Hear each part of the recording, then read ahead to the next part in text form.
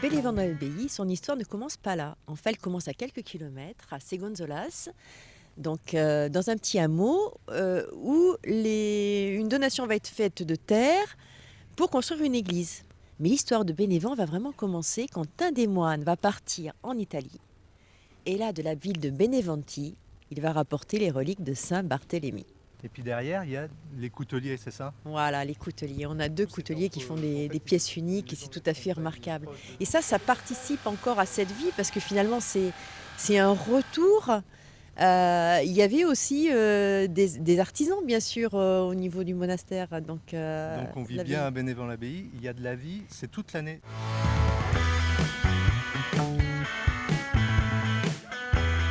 C'était un garage Citroën qui était fermé depuis quelques années, qu'on a acheté avec l'idée d'en faire une brocante. Et fatalement, comme c'était un garage, on a gardé un peu l'identité et l'âme d'un garage. Donc on a des articles qui évoquaient plutôt le monde de l'automobile. Et qu'il y avait peu de gens qui présentaient ça dans le Limousin. On a été rapidement surpris de voir, on a fidélisé plus une clientèle de gens de Paris, Bordeaux, Lyon, que des locaux.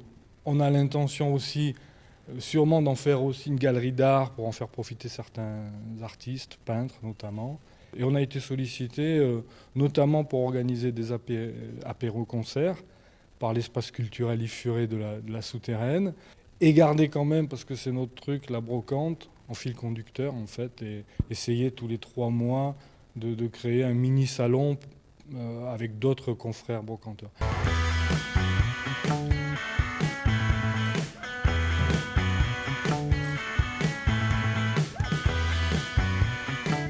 Belle distillerie, hein.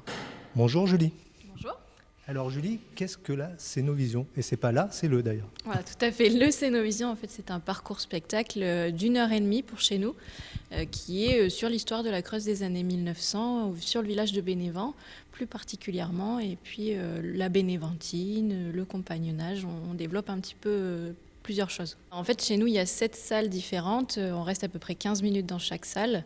Et puis, une fois que la salle est terminée, on passe à la suivante pour découvrir à chaque fois un décor différent et une partie de l'histoire qui avance au fur et à mesure des salles. Alors justement, l'histoire, c'est... Vous pouvez nous en dire quelques mots? Oui, bien sûr. Alors l'histoire chez nous, c'est Marion, une jeune paysanne creusoise des années 1900, qui nous raconte sa vie en tant que petite fille à Bénévent-l'Abbaye, l'histoire de son papa tailleur de bardeaux.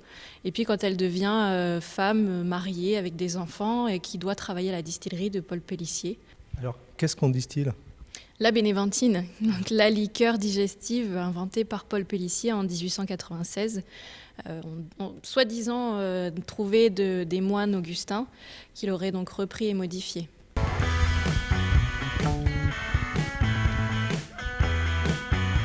Ben voilà. Dernier épisode de la journée, nous étions donc à Bénévent-l'Abbaye.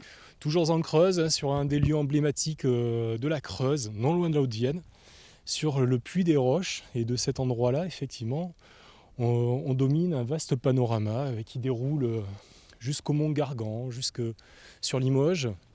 Et même par temps très clair, ce qui ne sera pas le cas aujourd'hui, on peut apercevoir également le puy de Sancy.